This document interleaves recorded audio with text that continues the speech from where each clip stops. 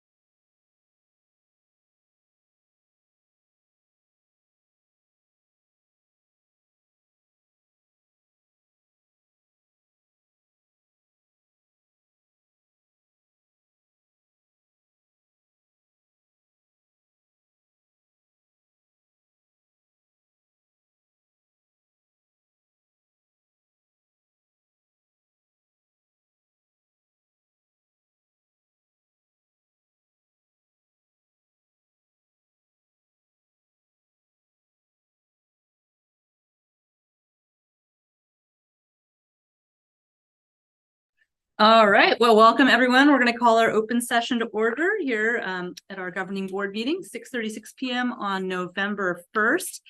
It is always our joy and our pleasure to begin our meetings with the most important people, our students. And so Principal Killian, if you don't mind, and if we have Sawyer's teacher here as well, if you wouldn't mind introducing your students so we can get our meeting started. Well, thank you. It's always a pleasure to be able to introduce a student who's been a great example in our community, and who would know that best but his current teacher.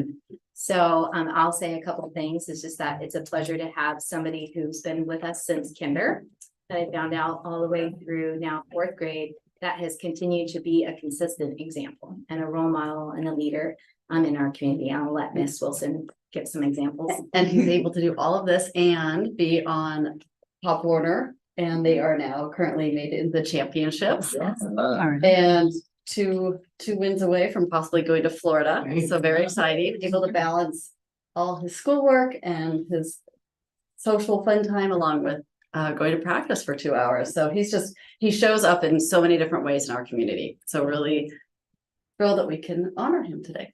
Thank you for being an example of the Main Street way. Yeah. All right, well, Sawyer, we're ready for you. If you're ready to lead us, you're welcome to go on up to the podium, and we're just going to follow your lead, okay? I pledge Oh, let's see, before we do that, we're going to stand up. Is that all right? Yeah. Okay. Thank you. Guys. All right. I pledge allegiance to the flag of the United States of America and to the republic for which it stands, one nation, under God, indivisible, with liberty and justice for all.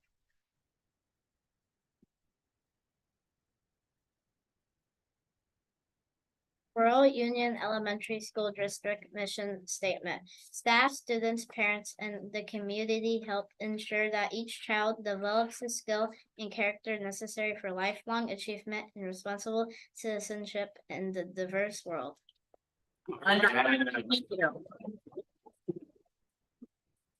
Thank you so much, Sawyer. If you don't mind coming up here a little bit, if it's okay with you, we have a certificate to present to you, and it has some really cool things about you written on it. Is it okay if I read it out loud before I give it to you? Okay, you're good where you are, wherever you're comfortable. Okay, there, you get the podium.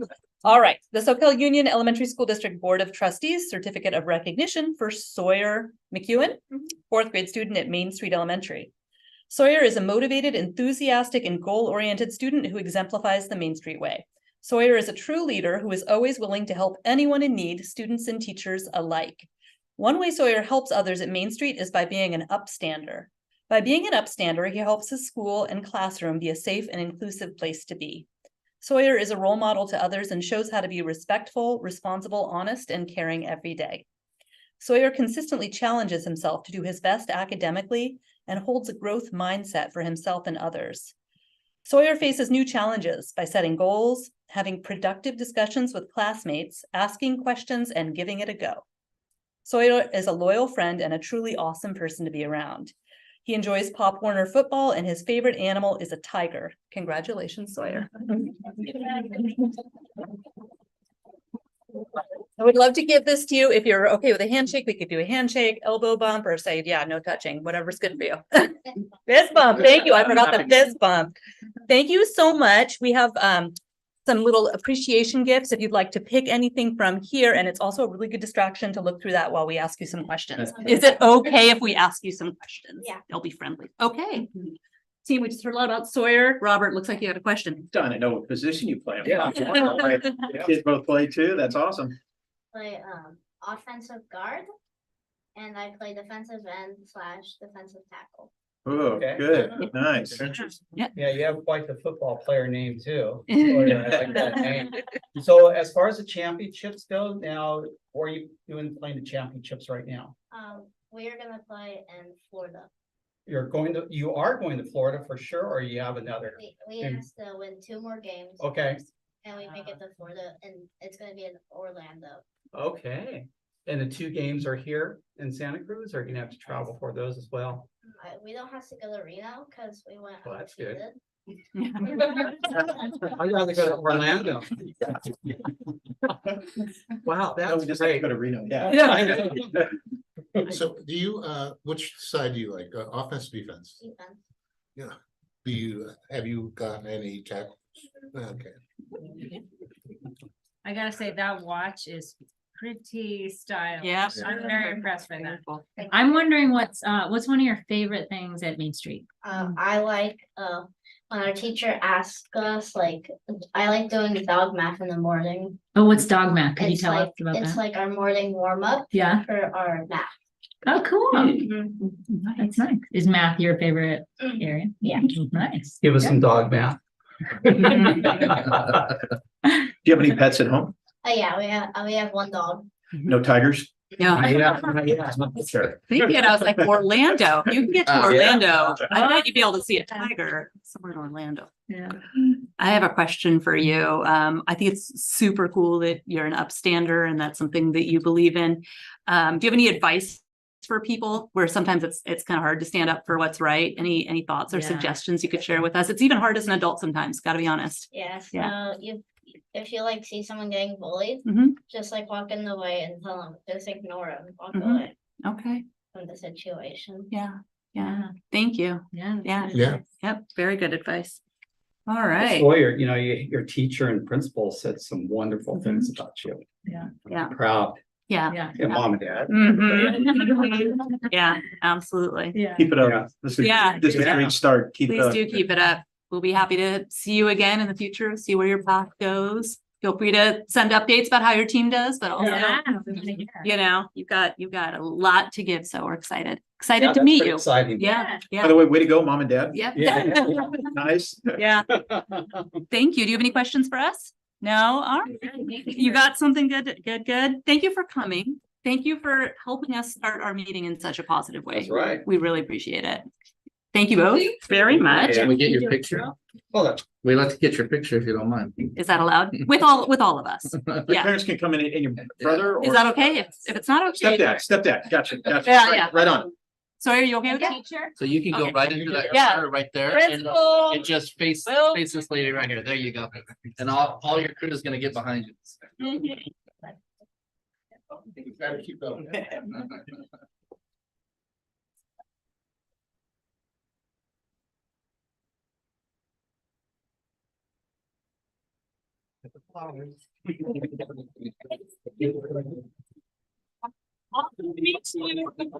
Yeah, Sawyer, really great to meet you. Yeah. Stay awesome. Yep. Thank you. Thank you, everybody. Oh, it's our pleasure having you. You can come anytime, but and you're anytime. And you do not have to stay through the rest of the board meeting. Now, if you want to and you think it's fascinating, you can stay, but we understand if you guys want to go home and enjoy your evening. Yeah, yeah. Yeah. Of course. Yeah. Yeah, thank you guys so much. Yeah, Sounds good. yeah. Good night. Yeah. Come on up, prime seating now. Okay. Okay, thank you, everyone. Thanks for all the great questions. Next item is item 3B, adoption of the agenda. Do I have a motion to adopt the agenda? I'll make the motion. Thank you. Do I have a second? Thank you. All in favor? Aye. Any opposed? Great. Next up is report out of closed session. The board did meet in closed session and we have nothing to report. Consent agenda, item 4. Do I have a I motion? would like, before we make a motion, Yeah, I thank really would like to pull 4D. Mhm. And I think it's really important that we approve this in an open meeting Mhm. instead of hiding it in the consent agenda. As Sawyer said, you know, we're boiling, that's the other word. I think it's important to have it in an open meeting. And I'll stay past 10 o'clock. Yeah. too. All right, so we have a proposal to approve it. We're waiting for someone to make a motion to approve and adopt the I'll consent make that agenda motion, with the whatever I- change, yeah, with what I the said, change yeah. of moving item 4D to an action item. Yeah, that would be 8B. I'll second that. It'll be just a separate vote, right? All right. That's your motion, Ted? Do I? That's my motion, Thank yes. you. Do I have a second? I'll second that. Okay, all in favor? Aye. Aye. Any opposed? Okay. consent agenda approved, and we've made that change. Next up would be public communications. We've got items listed on our agenda on how to do public communications with the board. Do we have anyone here in person to speak about anything that's not on the agenda? That's it. That's on to the next, no public communications at the moment. Next up is standing reports, and we'll start with our assistant superintendent. Hello. Okay, hi, well, thank you. Just a few items to report since the last time we met. I was fortunate enough to meet with the County Office of Education representatives for the LCAP, which one person is from the business department and one person is from the Ed Services department. And they come and meet with us every fall to talk about proposed changes to the LCAP for the following year. Doesn't look like there's going to be a lot of changes. It looks like it's still going to be the same length and quality of the report that's been done in the past, although they might change a few items to really enhance how we're talking about the local dashboard indicators in the LCAP, even though they're two separate approval items, just to really kind of illustrate it more widely for the community purposes. But really that's it. There will be a mid-year update to the LCAP, just like we had before COVID. And that will be around the January timeframe. So those are just the only changes there. I was able to meet with S5C, which is the Santa Cruz County Community and College Commitment Organization. And it used to be S4C, now it's S5C, I just can never have enough C's. But what we were really talking about was number one, grading for equity and really taking a look at our practices around grading. And we were also talking about how to support our counselors more deeply, because we have more counselors in our county and a higher level of need for our students. So that was really great to hear some of those updates. Had the principals meeting last Thursday, and we had a wonderful opportunity to meet with Candace and Melissa again and really kind of dive into what will be our walkthroughs for our marginalized students, really kind of looking for the student experience. And then we had a chance to look at some of the data that I'll be presenting tonight, which was really great, and then kind of attach that to the school plans for student achievement, which the board will see at the next board meeting. I was able to go to Main Street. I am their MTSS coach, their multi-tier system of supports coach, and we did our beginning of year self-assessment, which was a really great meeting because it's always trying to improve the systems that we have, right? And so that was wonderful. I also will be presenting to the Act 2 candidates, which are all the new administrators to the county. They have to go through a series of training for 2 years, and they have to learn about lots of aspects of principaling. And one of them has to do with instructional leadership. And so I'll be doing those sessions with a team, and that'll start next Monday. And then today I was able to meet with the new EL specialist at the County Office of Education, who is someone that we all know well, Barbara Hubner, who's left us, and she went over to work with our former board member, Jenna Gonzalez, with her team. And now she's working with the County Office of Education, and she'll be back supporting our team here. So that was really great to see her today. So those are my updates for this week. Thank you. Always lots to report. Thank you. Appreciate it. Just to recap on my side of a few events from the last week or week and a half or so. Last week, we had the Interim Command Academy at the County Office of Education. Christina joined us for that, along with Carissa. And so at that, districts come from around the county and hear presentations from law enforcement on how to continually prepare for emergency circumstances and to refine our response to that. So really appreciative that the COE puts those on. For S5C put on the College and Career Week last week, and really proud that New Brighton took some students over to the Cabrillo college night, and some of their avid students, Mr. Zappacosta, I think went, Ms. Adrias went to that. You must go to everything. And all the schools did something to celebrate College and Career Week. I know SoCal did a couple of career days and had different speakers come in. I was able to be a part of that, and that was really fun. So really appreciate all of the great events that went out there to promote college and career readiness for our students.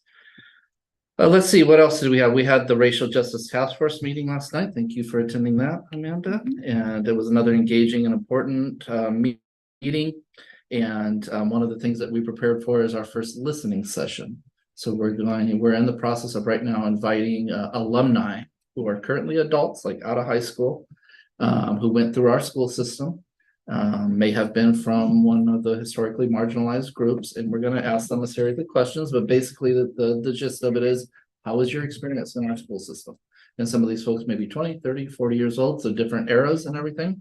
But I think, we really have done a lot of work on our own biases and preparing ourselves, because we're going to hear some really good things, and we're probably going to hear some things we can improve on in supporting all students. And so this is a big step in our equity work, and we're really excited about it.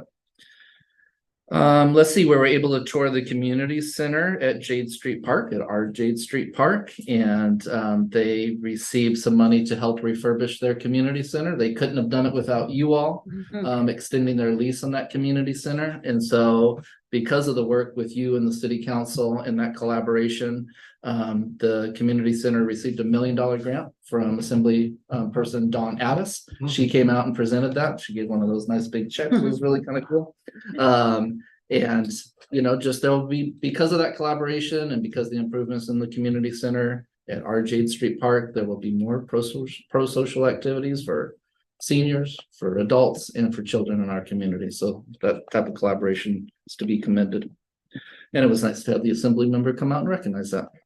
Thank you for attending that, Kelly.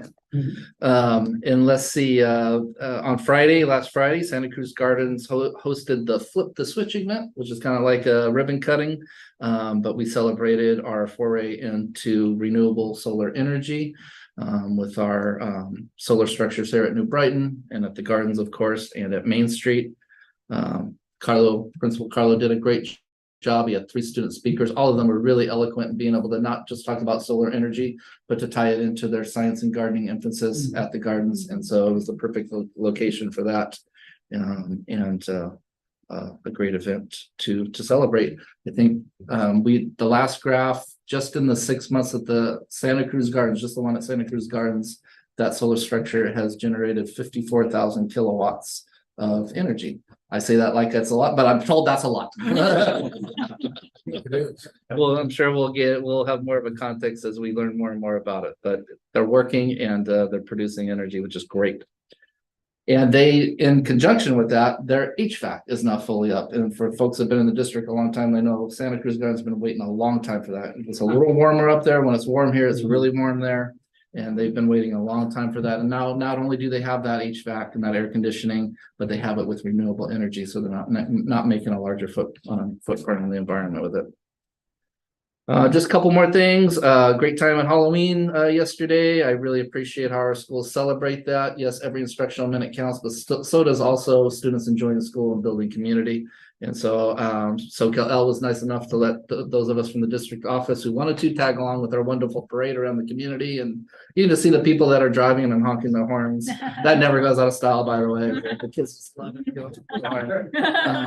But it felt like something out of a different time, kind of quaint and kind of community driven and kind of cool. So I really appreciated that. And then I was able to be a judge over at New Brighton for their costume contest, and man, do they get very, very sophisticated with some of them. They have one for most creative. They have like 6 different categories, and one of them was like a person from the Mad Hatter, and she made her own collar out of playing cards. Like they get, like it's not just store-bought stuff. They get really sophisticated. Nice. One of the winners though was pretty simple but very timely. That he just dressed up as an Amazon delivery person, and his friend was a box. I think they got second place for most creative. But they do a great job over there, and Miss Adrius, you did a great job of coordinating, rounding everybody up in 1 hour and getting that done. It gets the bang for the buck, but without losing a lot of instructional time. And it's amazing that everybody you get through it all in 1 hour. And Miss Laurie did a great job too, and organizing. And your whole staff was there to support it. But yeah, you too, especially. So, and then one last thing, a reminder that this Saturday, 11 a.m. over here at New Brighton, we have the SUESD Community Pop-Up / NBMS Harvest Festival. So there's something for everybody. Obviously, the community pop-up is all free. We have lots of partners like Dientes and many others that are there just to provide community support and community ideas. And one of the big emphases of that day is to get Narcan, the opioid overdose reversing nasal spray into more hands. So that'll be available to any community member, any adult community member that wants it. So that's all for me. All right, thank you so much. Next up, we'll go to our association. So first up is CSEA, Mr. Dolo. Hello. Hello. I unfortunately don't have anything to report, other than look forward to going back to negotiations on November 15th at 9 AM. You got it. And all of us are all looking forward to our, I guess we still say Thanksgiving break, yes? Yes, Thanksgiving break. Then follow that up with winter break as well too. That's all I have. All right. All right. Well, wait a minute. This is New Brighton stuff, okay? This is not Union. It's all right. That's all right, but Oh, well, our 7th, 8th grade boys soccer team, won undefeated, Wow. this year. They just ended. Great. You know, like I always tell them, all the coaches, including Miss Hadria, she came in second, right? So you didn't get a trophy. She said, I want a pizza party. I was like, yeah. Pizza parties are expensive. But anyway, so if you come in first in league, because it may not come for another 5 or 10 years. Yeah. You get yourself a trophy and you get yourself a pizza party and PAC. Yeah, we put tables up, or the gym. The football did it in the gym, so it's kind of wherever we want it, but this year we're gonna do it in the PAC. You know, a little bit of music and they sit up on top, everybody gets to look at them and wish they were there. Why not just go for soccer, that goes for all sports, it could be 6th grade, girls basketball, 8th grade girls volleyball or boys volleyball, so it goes for all the sports, but you have to win the league. And I don't know if you know the difference between league and tournaments, like league is, you beat all the schools, you're number one. Yeah. Do we have a trophy case at New Brighton? Yeah. Right when you Yeah. walk in the back. We Yes. need to update it a little bit. It's gonna have to be bigger, I think. We started going up top. Right. You see the one at SoCal High, like that size? Well, yeah, but they're also 1972. Yeah. the trophies than the coach did.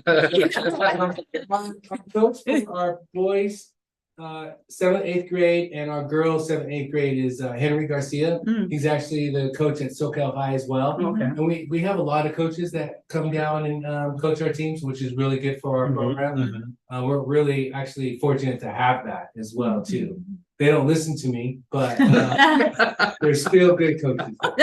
Miss Matrix was our coach. She didn't listen to me either. That's all. Thank you. Thank you so much. All right, next up, items from SEA, Ms. Bartone, right? Yes. Thank you. I don't have a trophy, I feel like. Oh. Way to follow every day. I do have a photo from all the schools though. Thank you. Opal Cliffs welcomed an 8th grader who has been an independent homeschool program for the last couple of years and seems to be taking very well to the Opal Cliffs home-based program. Students at Opal Cliffs also just completed a 21-day in a row challenge with Inner Explorer, a research-based mindfulness program offered to a select number of schools at no cost for this academic year through generous funding from Cal Hope. Inner Explorer offers mindfulness practices geared for the various grade levels in K through 12th grade. Santa Cruz Gardens enjoyed an awesome community Halloween. Tina Bonner and Karen Yee worked with ELAC to create a community ofrenda. Jade Giada, I'm sorry about the name, see if I'm mispronouncing, developed a Sage Hype Month program to offer additional support to Santa Cruz Gardens outdoor science programs. Lindsay Weller's class created an amazing haunted house. Sue Robinson and Julianne Wolf are guiding student leadership to plan spirit days and create a student written newsletter. Upcoming assemblies include the Banana Slug String Band and Horseshoeing with a Farrier. Wow. The Main Street Fall Fun Fest, sorry. Yeah. The Main Street Fall Fun Fest was a huge success with tons of smiling parents and kids. It was great to see alumni coming back and helping out with henna art, the cakewalk, and of course, a special shout out to Mark Lewis and to Elodie for the choreography and video for Flash Mob. The cakewalk was not only exciting, but also raised funds for science camp. Buddy classes are going well, and buddy classes continue to do a fantastic job with Main Street's monthly assemblies. Not only are alumni students coming back, but alumni teachers, thanks to Callie Lyman, Mike Jones, and his musical partner Chris, have been visiting Main Street School on occasion to offer traditional sing-alongs to kindergarten and 3rd grade classes. A games club was added to Main Street's ELOP offerings thanks to Karen Held. And Tammy Newman McConnell is doing another round of track club, rain or shine. Our annual Halloween parade was also super festive and fun thanks to Beth Willen and Mark Lewis. NBMS just had their first dance and it was a great success. The costume contest happened on Tuesday, which is always a fun annual event. And New Brighton's after school card club is packed, standing room only. Soquel Elementary had 2 successful fundraisers, Drive for Schools and the Fall Carnival. They're looking forward to continuing the momentum. Students had a blast showing off their Halloween costume in Soquel L's annual parade, and then celebrating school-wide with lots of fun dancing. Today and tomorrow, all Soquel students will be participating in activities to learn about and celebrate Dia de los Muertos. There's a beautiful ofrenda in MU that honors the loved ones of our community. Thank you so much. And I think it's fair. I think I could speak for all of us saying how much we appreciate hearing the individual reports from each school site. I know that really must take some work from your leaders to pull it all together, but it's really, really lovely for us to hear. So thank you. Thanks for being here. Appreciate it. Thank Yeah. And email it if you can. Yeah, I'm sure I can. Yeah. Thank you so much. All right, on to items from trustees. Anyone in particular want to start? Or you want to? I'll Go start. down the I road. have Nothing. to Okay. report out. However, thank you to Main Street for brightening up the room. Mhm. Always love the artwork that's presented here. Thanks, Ted. Yeah, I'll dovetail on Ted. I love it. I mean, it looks like I'm in the loop. You know, I mean, it's Yeah, great, you're right. abstract art. I mean, it looks terrific, Yeah. you know. I'd like to compliment the student newsletter that I printed out. It's the first ever one, and I loved reading it. Issue number 1, November 2023. Be safe, be kind, responsible. I mean, this is really high quality stuff. It's great articles. I love that our kids are getting into this and putting this together and are engaged in the whole thing. I mean, this is a career in the making right here. This is awesome. You know, I can use them at the TV station. There you go. You know, I had a really nice time on Saturday. I went to the kind of ribbon cutting of Treasure Cove. And I was just about in tears listening to these amazing stories and the kids that showed up there, and they were all playing in the background while the city council and Dan and everybody kind of gave their report on Treasure Cove and what it was all about. And to have all those kids in the background playing and enjoying the facilities, and the moms and the parents, and a lot of, you know, really, you know, just, you know, it was really, really touching, you know, and I'm so glad that we were able to do that. That's such a needed thing for our community. I think it's just wonderful. Thanks, Robert. Yeah. Anyone else? Yeah, so I went to the Main Street Fall Fest. It's such a fun event. My daughter got a really cool henna tattoo. That was really neat. Games, the music's great, jumpy houses. It's just, yeah, the cakewalk. It's just really a fun event. So I love that we do that. And I had the privilege of going with Superintendent Turnbull to it was a assembly member, Dawn Addis, walked around the Capitol Community Center. And then the city council talked about the plans of how they're going to renovate that space, and, you know, some of the issues that they've been working with. It hasn't been renovated, like, I think, since the 80s. So it's really, yeah, long time. But it's just great to form more relationships with the Capitola City Council. It's just good partnership. You never know what the future can hold. Yeah. Good point. And so I went to the Flip the Switch, and I gave up my opportunity to flip the switch and had the students do it instead. They loved it. Oh, this is Yeah. nice. I got 3 little hands on top of that thing. Oh. And then I gotta get out of the way. Yeah. Get out of the way. Yeah. So a couple things about that. As far as the working with the city of Capitola, I talked to climate tech people about, you know, the greenhouse gas emission reductions that we have done with our work, and that they could probably share that with the city of Capitola, because they're doing their climate action plan right now. And so they thought it was a great idea because it's a freebie. The numbers are developed for us, so they just hand them a copy of that, and it helps them with compliance. So hopefully we can get together. And as far as the community center goes, I'm wondering if we can have some kind of a joint solar project there, because I don't think they're talking about that yet. Oh, and then the other thing is that the event itself, you couldn't ask for a better day. It was like blasting sunshine out there. Right? So for dedicating solar, it was great. The children were wonderful. We had a couple of classrooms full of kids there. I got them to yell, and they did a couple of times, and so I had a blast. You know. Thanks for going. Yeah, thanks for representing the board. We appreciate it. All right, I have a couple things to report. Let's see, last week on Monday, the 23rd, I had a Santa Cruz County School Boards Association meeting, affectionately known as SUESD. It was our first in-person meeting since January 2020. So that was exciting to have that group back together again in person. So we met at the County Office of Education, and our guest speaker was Chris Reef from CSBA. I believe he's the legislative director now. And he is a proud Santa Cruz Gardens and New Brighton alum, and is up at CSBA now, but he's always thrilled to have the opportunity to come down to Santa Cruz and talk. And in fact, I told him about the Flip the Switch event in case he was still going to be in town, but he was not. But he gave a great update on bills, the bills that are about to go into effect in the end of the legislative session. As Scott mentioned, we had the Racial Justice Task Force meeting the next day, Tuesday, the 24th. Always good to be able to attend those, and appreciating the work that team does, and very excited for the listening sessions that will be coming up in a couple of weeks. And then I got to see Robert at the Family Festival and the design reveal for Treasure Cove Park at Treasure Cove Playground at Jade Street Park. I did get my hands on some drawings, so I'll pass them around. It's pretty cool to see the proposal for what they might be doing and just what some of the structures are going to look like. But yeah, we had some, I'm happy to pass those along, and then we can share them out with the audience if you guys want to see them.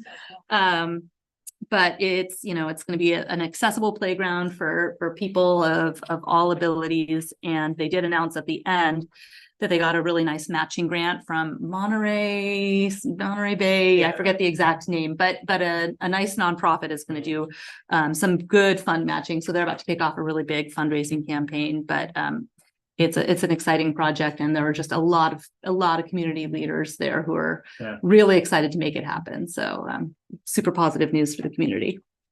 That's it for me. I got a question on the listening thing. Is those are going to be public? No, that'll just be for the Racial Justice Task Force, because to help inform the work of that group, but we'll share out some of the learnings from it. Okay, so that was that question. And I do one more thing about the solar deal. So just read PG&E is asking for an 18% rate increase. Yeah. PUC is holding firm at only 10%. So we got our solar in just in time. Yeah. Thanks, Phil. Okay, I think we've covered all of our reports, right? Yeah, but could we pass this to the audience? If you guys so would they like to could- see this, it'll come up. Why not? Yeah. Sorry, it's folded up. That's how things live in my purse, but. Yeah, roll your wheel. When we're gonna, thanks for sticking with us. We have some presentation items, but it's all good. It's all interesting stuff. Thank you. First up is our presentation about local and state accountability data. All right, well, here we go. And the presentation is up here. I'm going to be looking at my screen, so I don't have to keep turning around. So Yes. if I'm not on the right slide, it's because I'm doing two, managing two. But thank you very much. As the board knows, we collect a lot of information about students and how students are doing over the course of the year, and the state makes sure that accountability measures are in place for all schools and all districts across the state of California and across every state in this country. The data I'm going to be sharing with you tonight consists of the CAST data, which is the state accountability system, and then I'm going to be sharing a little bit of the data from a local measure. And then if the board has questions, we'll answer those at the end. So here we go. All right, so the objectives for the meeting tonight are just to review some of the CAST data, and it is not all inclusive. We could dive like really deeply into every little piece of it, but it would be more than 41 slides that are currently in existence, but we can always talk about any bit of it in any more detail if the board chooses after tonight. We're going to look at a little bit of the local data. I-READY in our case is what we're going to be looking at. And then we're going to be just looking at some of the observations that we noted, and they're not all inclusive either. They're just a few, and then to go through some implications and next steps. So just to start, what is CASP? The board probably is aware that CASP is not a word. It is an acronym for California Assessment of Student Performance and Progress. And it's comprised of three subjects: English language arts, math, and science. It's administered every springtime, and the reports don't come out till the following fall. And that's why we're looking at it now. And the test is a computer test. It's students go online, they answer questions, and it adapts to what they're how they answer for some of the test, and then some of it is non-adaptive. The CASP has 4 levels of indication about how students are doing. So 1 is the standard isn't met. 1 is that the standard is nearly met. The next one is that it's met, and then 1 that it is exceeding, or students are exceeding. So that's kind of how it goes, step to step. Either you'll see it as a color or a number represented in the data that you get, either on your parent report or from us, and we'll always kind of describe what that is. I like the colors. That always helps me more. The dashboard data will indicate growth over time, but this year it was kind of like the first year of a baseline. So there'll be some growth, but it won't be like 8 years of growth. It'll just be from the baseline the year before to this year. So the trajectory isn't always super clean when you're only looking at 2 data points. It's hard to draw the line, but we will draw some lines. And then there are some comparison data that I'll show you that are not available. And those are just the years of COVID. So here we go into the CASP data for spring. And this graphic represents the state results. So on the one side, on the left-hand side, those color bars will indicate how the state of California students did in English language arts, and it'll show that information over time. So you'll see the first year was 2015, the last year will be 2023, and then there's some years missing in the middle, and those were years that we did not assess. So there are some pieces of information that I've highlighted in this slide, and I've kind of tried to circle or create an oval around some things to note, just so the board doesn't have to look at the whole page and try to figure out what are we looking for. The things that I was looking for on this page are really to say, in the state of California overall, how did students do in English language arts and math? Were all the students in California mastering standards, or were they not? And if they weren't, do we see some of the same trends in our district? But I always look at the state data first. And so that's what's represented here. The next slides will be more kind of close to our hearts here. That is this graph. These 2 graphs represent how our district did overall in those years in English language arts and math. So the goal is to always see some growth in what are the 2 green areas and some reduction in the yellow and orange areas. And you can see that this past year, we saw just a little bit of a dip in the English language arts, but growth in the math area. And so these are just, like I said, overall district numbers. And we'll get down into the data a little bit more deeply. As if you go on to the next graph that's represented here, it's still our district information, but it's results by grade. And this one I thought was really fascinating. On the left-hand side, you can see the English language arts data, And on the right-hand side, you can see the math data. So what I did was I showed the graphs on the top just because I'm kind of one of those visual people, like how much more is green? But if I want to know the numbers are below. And so I can see the exact percentages that are associated with each of those colors. What I think is fascinating about this slide is how much it changes from year to year. And, you know, you can ask yourself questions about that. Like, is it the students? Is it the test? Is it a combination of those things? And so like, you really have to take this information and drill down deeper. Like you look at your school and your classrooms, and you just look at all kinds of other pieces of that. Who's represented in this number? Or do we have English learners? Do we have students, you know, with IEPs? Do we have, you know, what are we looking at? So it's a broad brush to kind of look at, but really interesting to see kind of that flow in the color. The next slide is, and for me as a visual person, I kind of like this kind of a slide to look at what I'm trying to compare. So this is English language arts data cross comparison over 7 years. And so, and I don't know if this has a little thing where I can do no, I can't highlight it for you, but I'm going to tell you where to look. So like, if you look at 3rd grade, 2015, and then you look at 4th grade, 2016, and then 5th grade, 2017, they're all the same color. That means we're comparing the same group of kids over time. So we're saying, how did that group do? Like, was there growth in that group? Was there not growth in that group? And I like to look at that because if I look at 4th graders this year and 4th graders last year, it's just not apples to apples necessarily. So I just like this comparison chart. What does the number represent? The 7 students or 47% proficiency of the overall number of students that we have in that grade. and proficiency is Met standards. Met or exceeded. Yeah. Thank you for that question. So it's really telling us, like, this is how many students, this is the percentage of students that we had in that grade that had mastered their grade level standards preparing for the next grade.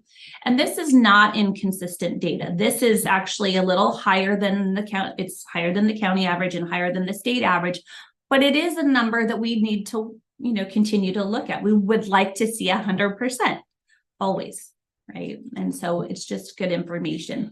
Then if you see there's a purple line that kind of divides between 2019 and 2022, there were some schools in the state of California that gave the CAST test during 2 of the COVID years because they didn't have a local measure.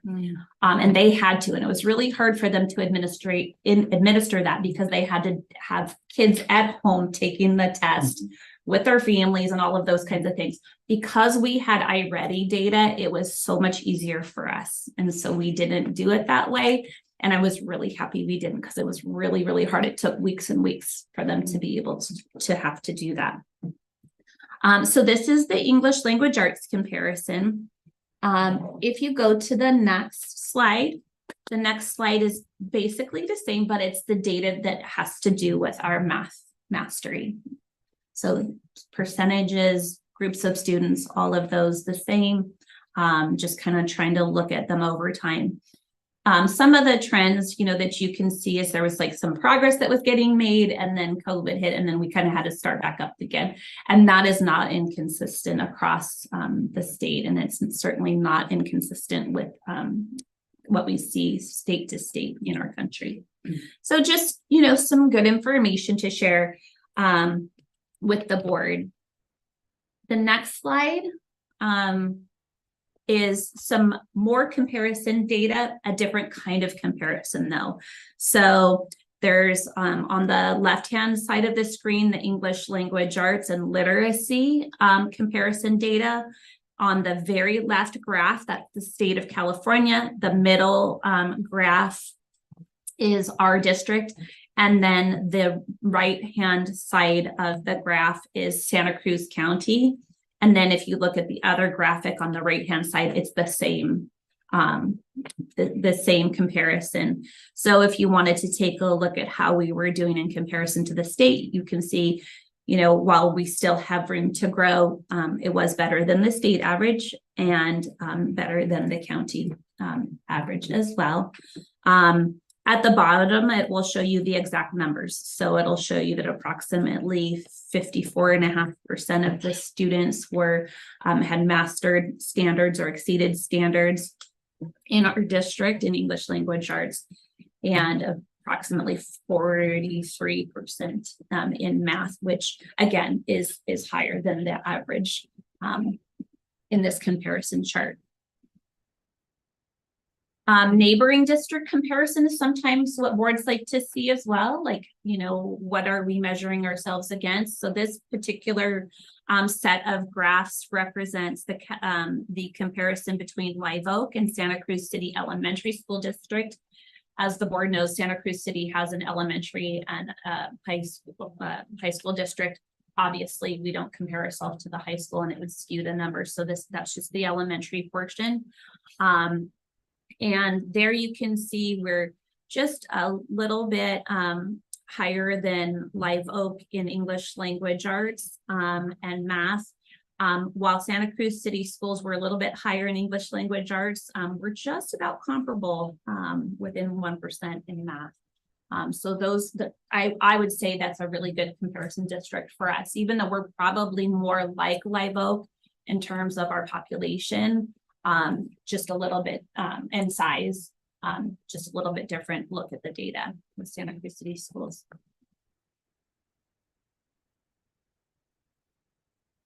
And this is the one. So the next set of data just is a look at some of our subgroup data, and we take a lot of, I think, pride in the time that we look at marginalized students and some of the data that represents kind of how those groups are doing. I think we're getting better at attending to it. You know, I think we've been good at looking at it. And looking at data has not been something that's been like, does not come naturally. Like, not all people love to do it. It raises our anxiety. It does a lot of things. So looking at data more deeply into groups also does that, right? And we really have to say, like, this is telling us something. We have to, you know, we have to respond to it. So the subgroup is really any group of students who share similar characteristics. And we've talked about a number of those with the board. Like, we've talked about our English learners specifically. We've talked about our students who are in special education. We've talked about students who traditionally are underserved by traditional educational systems. And the systems are what we're trying to respond to.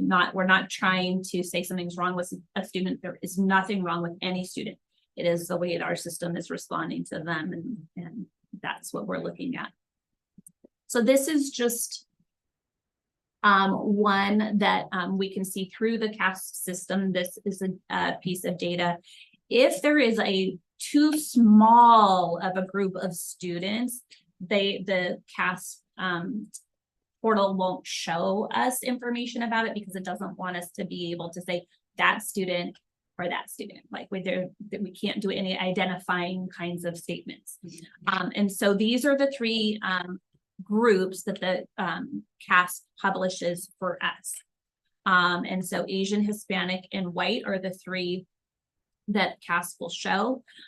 Interestingly, in English language arts, you can see you know, that our Asian and Hispanic groups are about the same. The larger the dark green in one, and the larger the light green, but both are still meeting standards. And then with the white group being a lot larger than both. So is there some significance to changing the order for the math results? So at the top it's Asian, Hispanic, white, and then the bottom is Hispanic, Asian, white. Yes, it's whichever is the lowest comes first. So yeah, just interesting that it switches right by that demographic. But definitely something to note.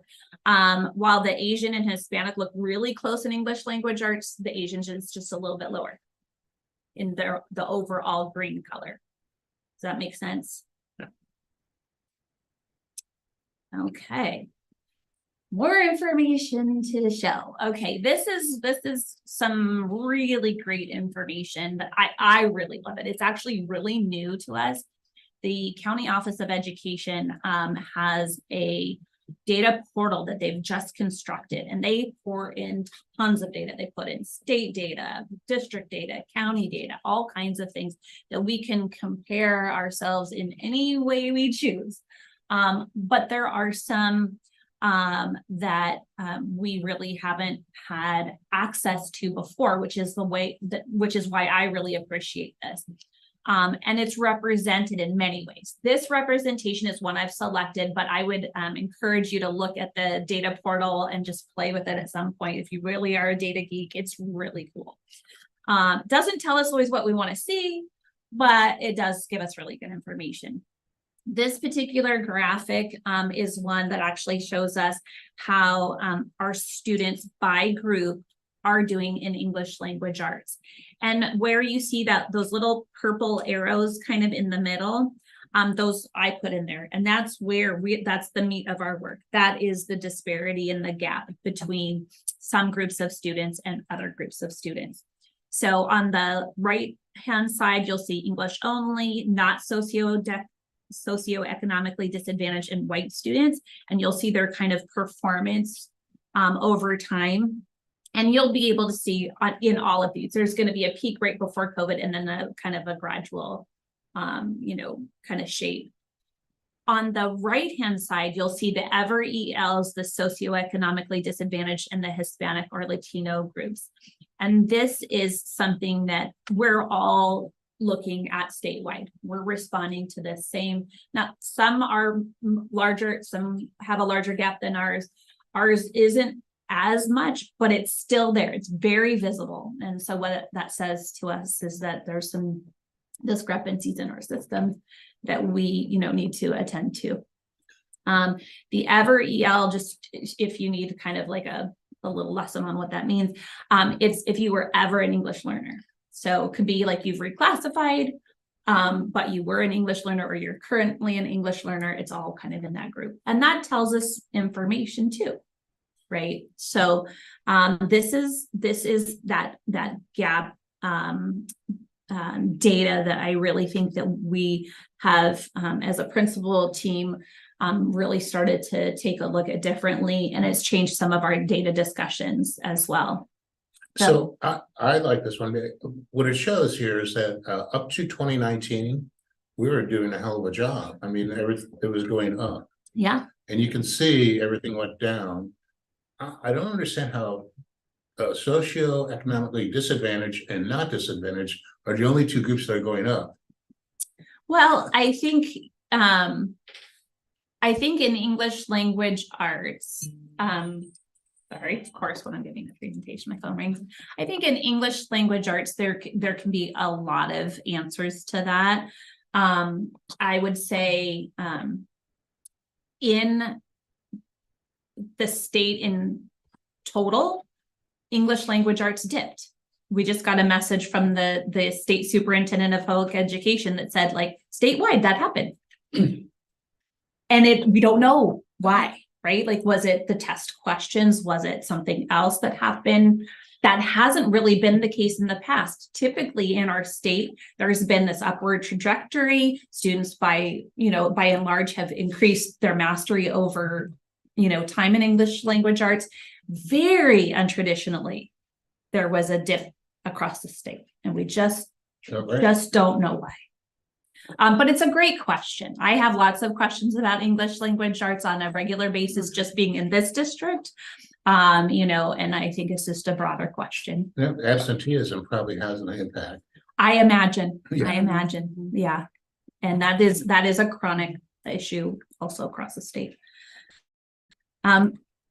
Thank you for the question. And then the next slide is basically the same type of data, but it is in the area of mathematics. And you'll see something very interesting about this one. You'll see an upturn in mathematics in every one of those areas. So that is not something that I would have expected to see. Yeah. And it's not because there isn't great math instruction. There is good math instruction, but it's just to see that trend data across the state is just not typical. Yeah. So it's just something of note. The next piece, and I'm sorry for giving you like so much data. I know this is a lot. But I think I figured if I'm so here we go. Yeah. This one I just think is really interesting. This is male versus female data. And kind of interesting to see, you know, like in English language arts, females tend to figure out a little bit better. And in math, you know, it goes the other way. Now this obviously does not like take into account, you know, really the knowledge that we have a lot of non-binary students, and the data doesn't get collected that way. But this is just, you know, it's just an interesting note. Okay, so the next slide is just some of our district spring data with regard to science. And I was just so excited to see that our science results as a district are actually very good. This will tell you kind of how they did in 5th grade and 8th grade. Those are the 2 years they're tested. So it's not like all the other students didn't take the test. It's only given in 2 years. But it makes it also really difficult because the students are not just tested on 5th grade science standards and 8th grade science standards. They're tested on the standards leading up to 5th grade and take it their 5th grade year, and then leading up to 8th grade and taking it their 8th grade year. So there's a lot about this test that makes it difficult to show high achievement. There's just a lot for kids to remember. The next slide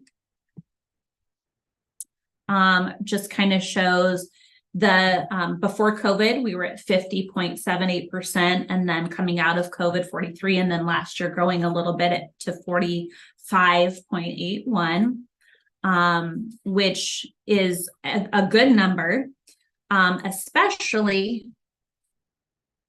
when you look at the comparison data. So this is Santa Cruz on the left-hand side is not Santa Cruz City Schools, that's Santa Cruz County. And then there's SoCal Union in the middle, and then the state of California. And as you can see, SoCal Union really knocks it out of the park in science. I think we should call ourselves a science district. But we do have a high level of interest in science. Our teachers do, our students do, you know, I think, you know, partly because of, you know, how we live and breathe in the world. You know, it's just part of how our families focus on the environment and sciences. I think that has a lot to do with it as well. And we have great instruction. The next is this is CAST data by site, and I want to just kind of remind the board, this was the test that was administered at the beginning of the school year. So this is like, you're coming into the school year, we're seeing where you're at. So it doesn't have a lot to do with instruction. It just is like the baseline assessment.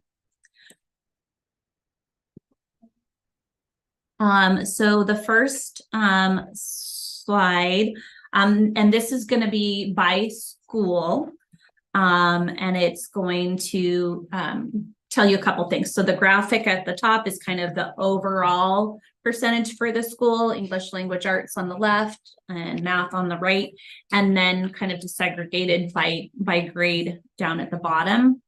SoCal L had a ton of growth from the end of 1 year to the beginning of the next year. Oh, wait, sorry, this is the CASP data by site. This was not at the beginning of the year. This was still at the end of the year. I'm jumping ahead too many screens.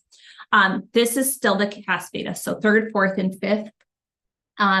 The 16.67 in mathematics is something to absolutely celebrate. That's not I have not seen growth like that in a school in a grade level or in a single year in quite a long time. And so I think There is definitely, something to be learned from, what that the school was doing over the course of last year to make that happen. I've talked a little bit to the principal about that, who is also so pleasantly surprised at kind of getting this CAS data now, being able to celebrate the success and really kind of talking about like why that happened. And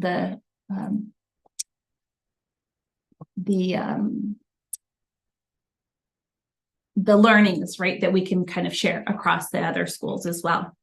So the tables are EL and math. ELA and math. Okay, so Yes. left, right, okay. Yes, I And- tried to kind of line them up. Right, and the percentages, 43.43, is that for all 3 grades? Yes, Okay. yeah. So yeah, the totals are at the top and then it's kind of deconstructed on the bottom. And the purple boxes, what was the? So the English language arts on this side, underneath it, it's broken down by grade level. I think she's talking about the 2.7. Yes, thank you. 2.7. Like the big number of Plus 16% growth. In ELA. So the 16% of growth is the difference between last year's mastery and this year's mastery. Okay. And then the EL is 0.73 increase2% growth across. from last year. Okay. Yes. Across those grades. Across Yes. those grades. Yes. Thank you. What do you attribute like the math, Yeah. and I'm not,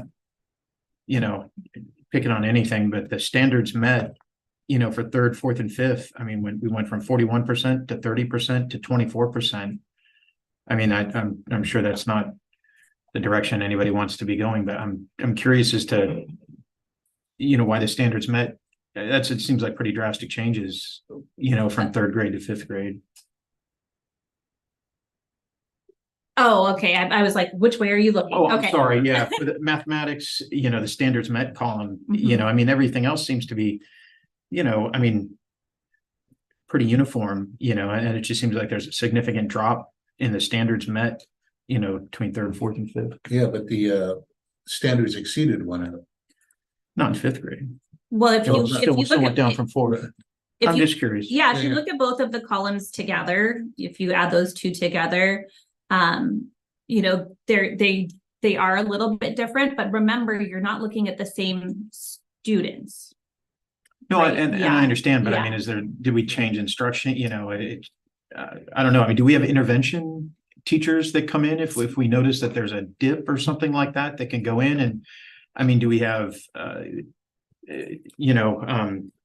don't know, like if we think it, our teachers are great. I love our teachers, but do we have somebody that's able to come in and help them if we notice that scores are down? Do we then come in and with special instruction to increase their ability to teach math or to new practices or something like that?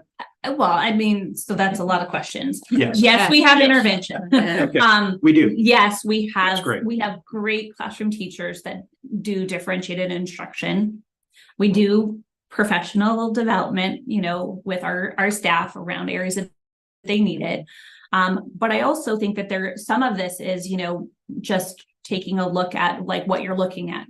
Like there are groups of students in every school where you're like, this group of students is very highly skilled in these areas.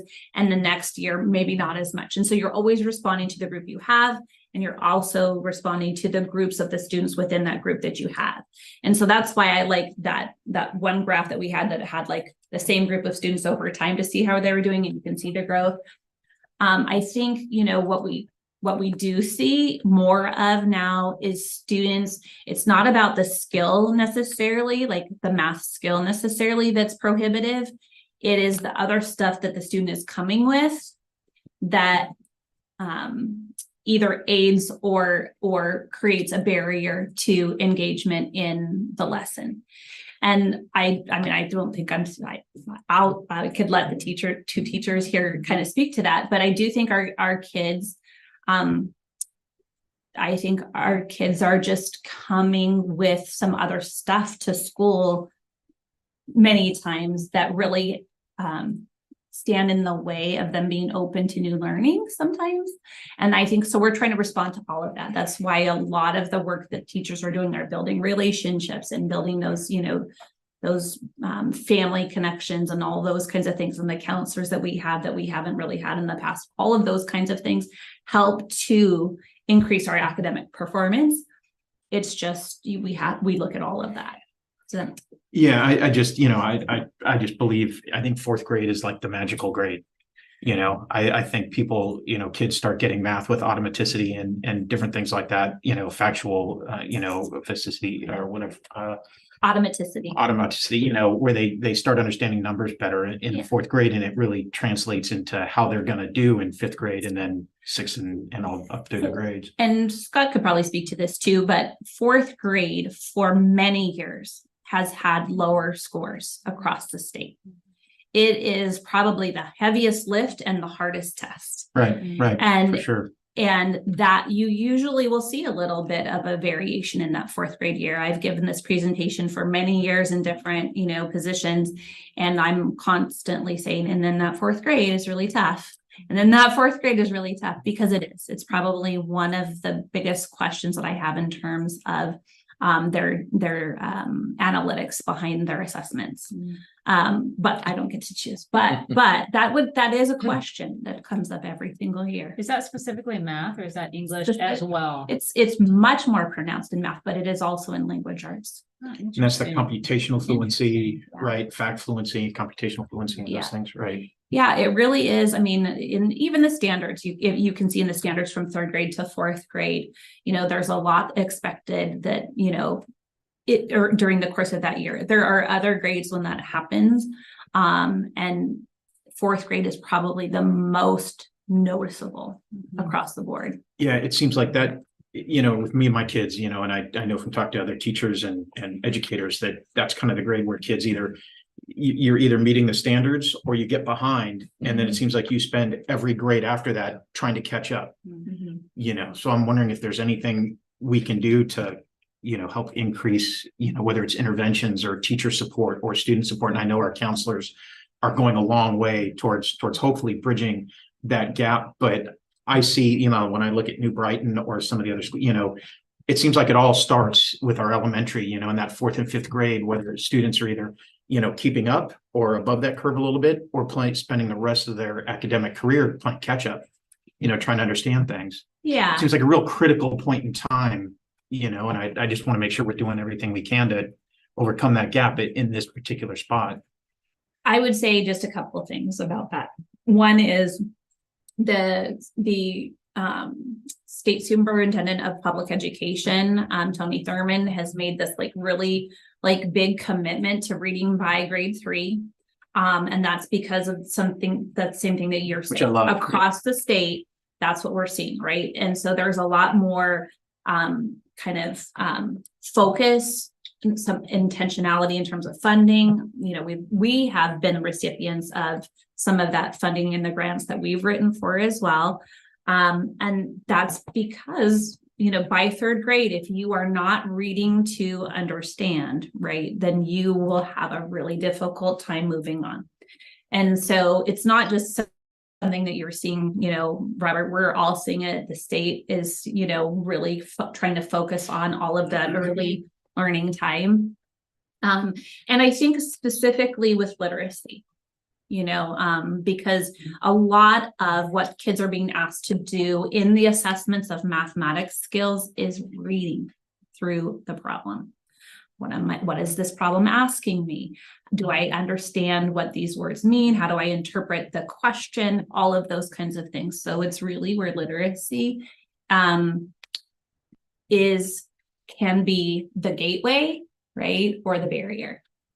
How do we support our math teachers in the fourth and fifth grade schools? I mean, do we have coaching? Do we have, I know you talked about PDs, not just learning iReady, but do we have math? So all of our math teachers are getting kind of the same instruction. So they're kind of on a little bit on the same page, or? Well, everybody uses the same textbooks.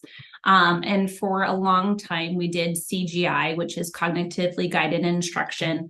And we had, a trainer that came out and worked with onboarding our new teachers after our existing teachers were trained. And then we had a teacher on special assignment that was specifically kind of focused on math. Neither one of those improved the math scores, but they were great learnings. Right now, we are going through a change in our math framework. And what my hope is that we're going to find some really good math curriculum that goes with that framework.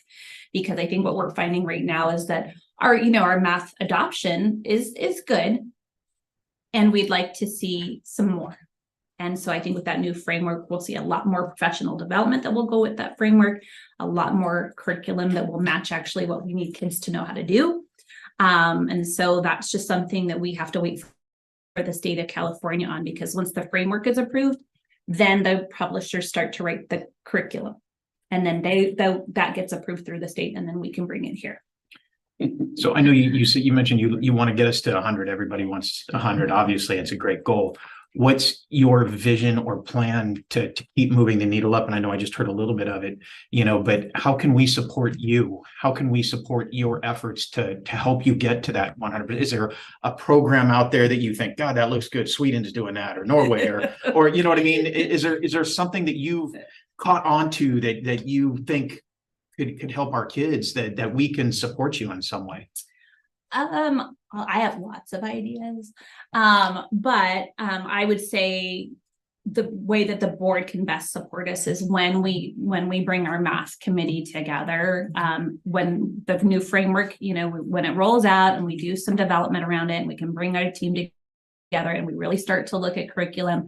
And when that team decides on a curriculum for the board to support that request, that's what I would say is going to be the heaviest lift for us, because there's a financial component. It's a big financial obligation. And any new adoption is between $100,000 and $200,000 for any one single subject area. What's our math committee?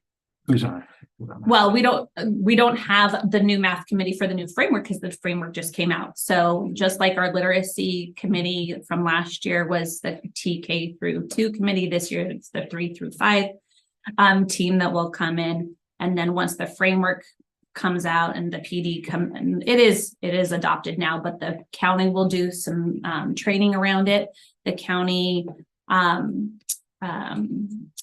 math coordinator, Kevin Drinkard, has already started working with some of the teachers at SoCal Elementary, and he'll be kind of rolling out the PD for the framework countywide.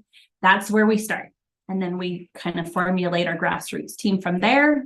And then we start to look at, kind of what we need to do next. But it's counterintuitive to make decisions before we know the new framework, because then, we may have to shift our path. How often do we do PDs? Specifically in mathematics? I would say, I think that's an interesting question. I think depends on what you're asking for in terms of do we say every August we do a math PD? No, that's not how we typically do it. Normally, how we do PD is, where does the data indicate that we need to show emphasis, and where do teachers ask for support? That's how PD goes. We send out like surveys. We go through the data with the principals. We go through the data with some of our subcommittee and the calendar committee and all of those. And that kind of pushes our PD along. Because we've had gains in mathematics, I think while it's not 100%, we've had a lot more emphasis and focus in early literacy. That's where we put a lot of our work. And I think it's been a good choice. So good questions. Is it okay if I pull us back into the presentation? Because I think it's really interesting as we're drilling down specifically, just keeping in mind this is on one particular school, and it's awesome that we saw such incredible gains in math at this school. But I think it's interesting then continuing on to the other sites and trying to put some of these pieces together, because that might lead to more questions at the end. Yes. Okay. So here we go. So again, and this is the same data type. It's just a different school. And so you'll see some different numbers at the top and different growth numbers at the top. So a small change in English language arts upwards, and a little bit bigger in math for Santa Cruz Gardens. And then the next slide will just be the same representation, but for Main Street. The one thing to note in Main Street's case is when you start high, and they started very high out of COVID, and it's easier to come down. So when you look at, was there growth? There wasn't growth, but the numbers are still very high in comparison. And so, you know, you still have to ask yourself questions like, why did that happen? Was there something that changed in terms of instruction? Was there something that changed in terms of the dynamic of the students or the student groups? And the principal and I have had a little bit of a discussion about that as well. And it's, you know, it's hard for her to create some tangible discussion, you know, kind of reflections on that because she wasn't there last year. So really it is talking more to the staff about like, you know, why do you think this happened? You know, as you drill down into, and I can see the data, you know, more deeply, but as you drill down into like the grade level and the classroom and the students, you can see more, and you can see kind of how we're grouping students and doing that kind of thing. But this is just kind of some overall. So, yes. Following up, the only of all of the sites, the SoCal 5th grade math was like way different than all the other sites. And so you look at 5th grade math instruction by the classroom? The principals and I do. And is this consistent across all the classrooms? I mean, I don't know that I would answer that here, but I would say, you know, there are nuances in every space, right? And I agree with you about the students are bringing something. So 5th graders have had the most disruptive experience, probably what, 2+ years of, you know, being here, not being here. So I would expect their grades to be still have, it's that learning loss. Yeah, I think that, you know, we can, as you dig into the data and you kind of dig into, you know, individual students and you kind of know more of their stories or groups of students, you can see some trends like that. Okay. Do you look at teachers specifically? And, you know, I mean, everybody has different styles and different teaching styles and what they do. I mean, obviously looking at here, I mean, you know, the 4th and 5th grade at Main Street is very effective in math. I mean, I know Ms. Springy, I know she's fantastic, you know, and I'm sure all of our teachers are, but do we ever look at, you know, what is successful for one particular teacher and what she's able to accomplish and maybe try to mimic that with other teachers? Is she able to kind of move and help advance our other teachers to that same level? Well, I would say a couple things. One is I would say, you know, look at data with multiple lenses. Like some of it is about teacher, some of it is about the students, some of it is about lots of things. So we can't just, you know, like make a blanket statement like, well, this person must be doing everything perfectly and so do everything that they're doing. Like that isn't how the data works.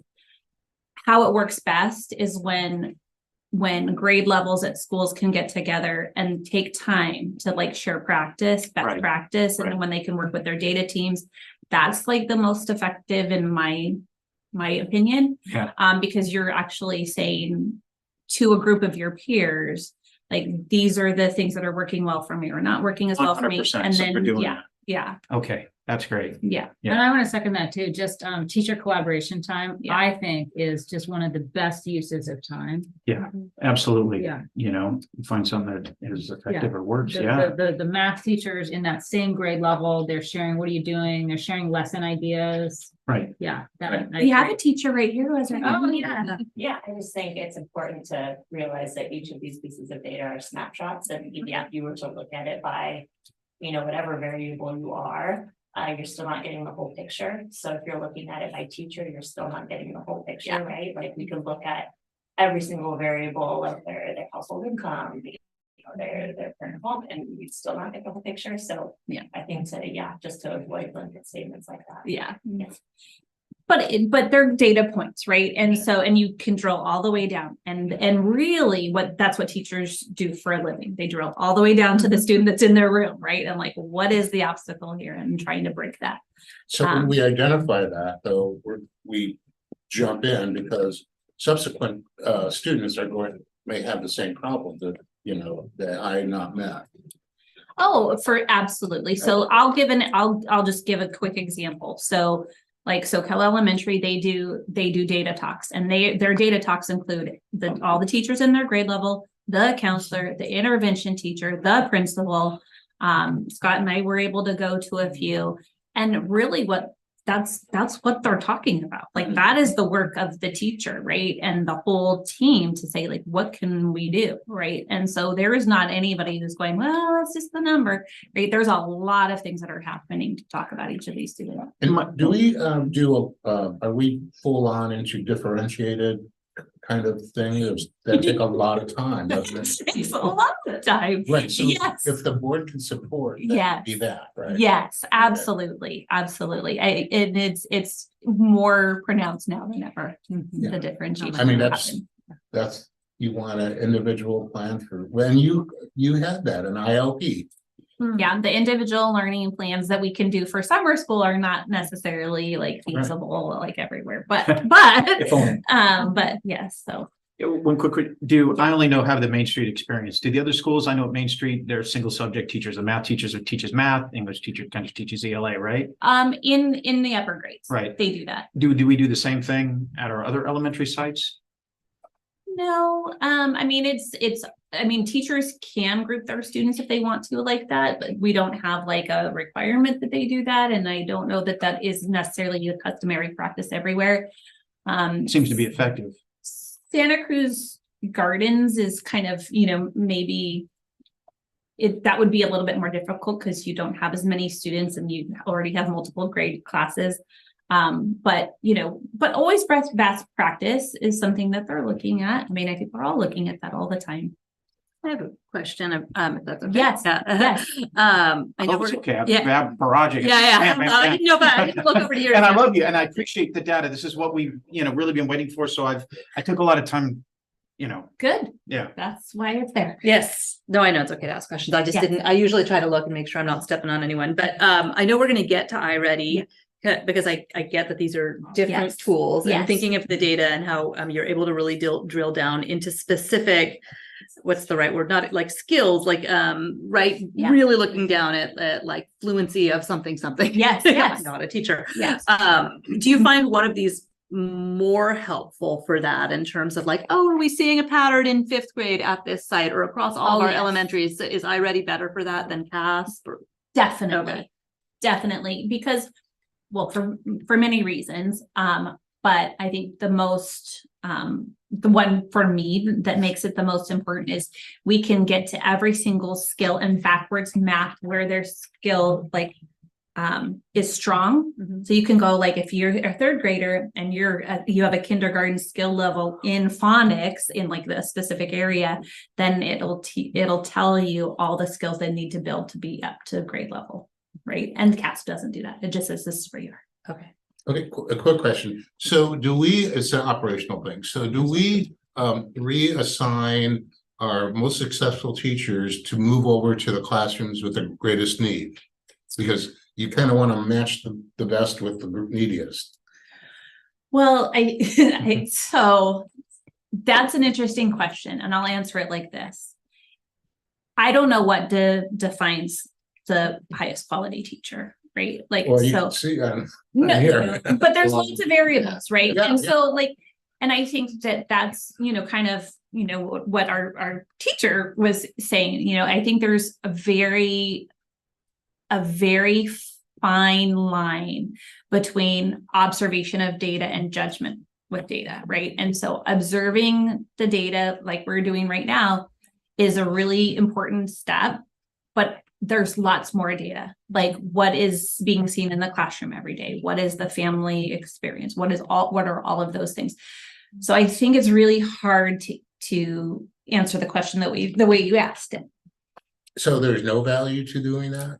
I would say there are definitely things that that we look at in trying to match kids with teachers, that is something that we really try to do. Like, is this type of student and this type of teacher a good match? And I think that happens every year when we build classes. And I think that that's the best way.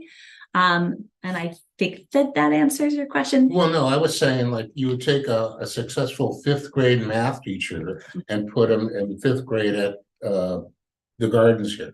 Yeah. Because you want to take care of that 30-something plus not math. I would say it would be very hard to quantify what makes that teacher the best teacher. And I don't know that that could be done given all the variables that have to be considered. And so then you kind of like just say, okay, knowing what I know, this is what I think I should do, and then do it and see what happens. I wouldn't say that either. Oh, okay. If I can just chime in quickly. So I think like it's easy to jump to a conclusion when you see the data, right? But you're not talking about where those students started, right? So you're looking at one number. You don't know where those students started. So yes, great scores in some boxes, but you don't know all the backstory of where those students started. And that's why partially growth is so important to look at, right? Not just where they ended. Right. So that's one thing. And much more important than like the hero teacher syndrome, like the old Jaime Escalante kind of thing. Like one person can come in and just say that it's the system, right? And so something that Jessica alluded to is like the data talks of SoCal-L. And there's a reason the counselor's there and everybody's there, because when we talk about that multi-tiered system of support is to make sure that the whole system works for the student, not that just one hero teacher is going to write in, because it's a fallacy. So I think just like be careful of jumping to those conclusions. I think it comes back to something that's already been said. And so if I'm answering a question from a parent there, then I'm going to tell them that a better teacher wouldn't. We don't know how to tell what a better teacher is, and so we can't give you one. You can't just tell from this. It's a lot more intricate to go and But hearing we can't at all. If I got that question from a parent, I would certainly encourage them to talk to their child's teacher and to talk to the principal, have those conversations, because it's really about what does your child need? What does your child need? How are you gonna, partner up with leadership at your school to make sure your child is getting what they need? And I, as a board member, am not On an individual weighing in. parent about their child, I send them right over. Yeah. to Scott. But when somebody says this class at this site, it looks like it could use some help. So I can't say, oh, go see the principal. Well, I mean, I would say if somebody said to me, this class looks like they need some help, I would say, what makes you believe that? What makes you think? What I observe. And what are you observing? I would continue to ask those questions, because where did they start? Who's there? There's lots of things that people don't always know, right? That they believe that they do know. And so I would just continue to kind of say those things because they're true. That's true. Do you feel like the iReady data is kind of going to help us understand more this growth idea you're talking about? Maybe we should move on to that. Yeah. That would be great. Yeah, thank you. let's do it. Let's do it. All right, I gotta refresh my computer. All right. Okay, so again, the same numbers for New Brighton, and so we'll gloss past those for the sake of time. District-wide local data assessments from the fall. Here we go. So we have lots of different kinds of local assessments. As the board knows, there are these and there are more. The one that I'm going to be focusing on tonight is the iReady data. So this is the beginning of year, and this is the baseline. So this is like no new instruction, really. This is the beginning of the year. And this is just by school. So this is in 5 bands. The 2 green are standards met or standards exceeded. The yellow is like they're within the year. And so when you look at this information, you say, well, they're at the beginning of this school year. So should they all be in green right now? No, they just got to the grade they're in, right? So I always try to look at the baseline data and kind of look at the yellow and the green together. Does that make sense? What do the hash marks mean? Just means it's a different color. Just so it can stand out. So the hash mix are exceeding regular green. is that- Yes, so there's exceeding, Got it. and then there's meeting, Right. and then there's kind of like on the trajectory, and then the red, and then the hash tag red or the hash mark red. Mhm. Okay. And then this is the beginning of the year reading by grade, and this is district wide. So you can kind of see it looks a little bit different. I will just say that the kindergarten is, if you look at it with a grain of salt, and that is because kindergarten is not mandatory. So some parents' kids want them to take the test in kindergarten. So there's not, that group is not representative of a large number of students, a very small number of students. So really it's kind of first grade through 8th grade that you're gonna be looking at. And what you'll see, and Robert, this will go to, you know, your question too. If you look at that 4th grade, there's that dip there. And that's because the standards in the 4th grade, they do ramp up, right? And so you're gonna see that same thing that you saw in the CAS. Then the next graph is the beginning of year, and this is the math by school for beginning of year. And then the next slide will be it drilled down by grade level district wide. So you'll see, you know, just some areas to take note of, and that, you know, really, this graph particularly gives me pause because I look at the 8th grade, and I'm thinking that's interesting information to me in 8th grade. And so what I did was I actually drilled down into that 8th grade, and I went by period, by teacher, and I kind of looked at a lot of other information about the students in the grade, and it helped me to take a look at a lot of that. We also had some of our middle school teachers in our iReady training session on the PD day on how to actually take iReady and give students individualized lessons in the area where their skill left off that were in 8th grade this year. And so they can really try to kind of fill in that gap so that they can be successful 8th graders. But really, really interesting information to take a look at across the board. Just to clarify one thing when we're looking at this, you know, in my previous statement, I wanted to make sure all teachers are great. Different teachers have different strengths. They're taught more, they have certification in different things, you know, they have different strengths. Some are better teaching math because they've had more instruction on how to teach math, and same with reading. And that's why I kind of go back to, you know, if we have a model where a particular teacher is very good at teaching math, you know, and they've had more instruction in that than a teacher that has had instruction in reading or science or whatever, you know, that model at Main Street seems to be that teacher who's an expert at teaching math, teaches math, and ELA teaches ELA, et cetera.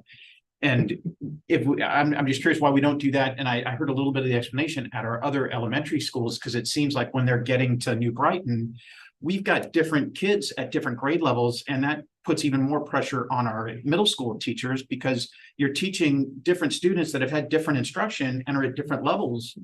And how do they then teach to either the weakest link or the strongest link, you know, because they may be all over the board. And obviously, I know we glossed over it, but our math numbers at New Brighton could certainly use some help when it comes to met or exceeded standards.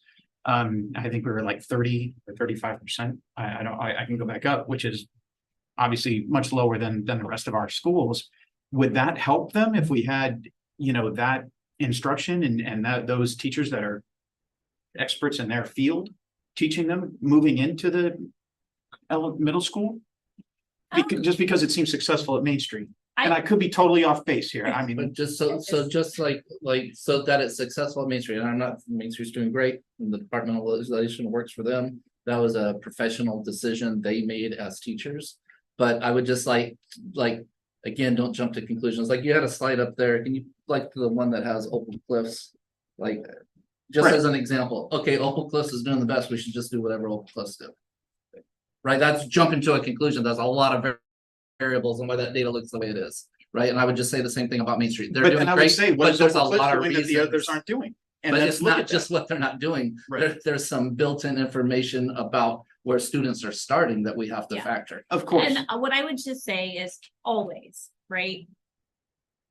There is so much information that this is not telling us, right? And so I just understand. wanna- I only know wanna- what I see. Yeah, and I just want us to be cautious, like, we don't know where students start, right? When we looked at this information, like, where did they end their year last year? Where are they starting now? There's so many variables other than the teacher, and I'm not saying the teachers are not like fundamental, but there are so many other components. So a response then to a question is that we don't know why and the district doesn't know why. Well, that's. Speaking of jumping to Okay. conclusions, Yeah. I think it's getting like pretty frustrating. I'm gonna talk for myself and for others, and it was just for myself. I my son that to look at that piece of data for Main Street for math and to make a blanket statement that it's because they compartmentalize or that it's because of one specific teacher is just so telling that we need education on how to read data before we jump to those conclusions and make decisions like that. Like we just it's insulting being a teacher from South Elementary. I agree. And We should have more data. Oh, I'm not sure if you were done speaking before you hopped in. Did you have more you wanted to I say? think let's just absorb the data before making assumptions about teachers and about schools and about how they teach and who's the expert. Thank you. Yeah, so I agree. We should dive deeper. And I'm sorry. No. I want to say as a board member, it's perfectly normal and fine for us to look at this and have thoughts and have questions, and it's normal and fine for a board member to ask a question. Have you considered this? And it's from where I sit, it's absolutely fine for staff to say, I have considered that. Thank you for the question. Yes, and sometimes we get in back and forth because we're passionate, but we don't always have to try to troubleshoot or problem solve everything in the context of a presentation. Thank you. Okay, so let's see, I want to go back to where we were. This is information about just kind of our students with disabilities and how it is compared by school at the beginning of the year. And so what we're just looking at is by school students with disabilities, students that don't have disabilities, and just kind of seeing like where is the gap? Is there a gap? And what do we do about that? Is just another question, but this is just a piece of data to share because it is a group that we're consistently trying to support and look at. This is the same, but in math, a different subject area. And just, really interesting to take note of that. It's like a big change, a big swing from ELA to math. Yes. For students with disabilities. Yes. And, it's, again, it's just a piece of data that we drill down into deeply. We look at it by strand, by skill, and all of those kinds of things. And remember, every student that has a disability doesn't have a disability in every single area, right? There are goals that are associated with each of these students, and that's why they have individualized education plans. So some additional data to take a look at. And this is just again, from the data portal from the County Office of Education, similar to the one that I showed you in the groups that had the little graphs. This one represents chronic absenteeism by group over time.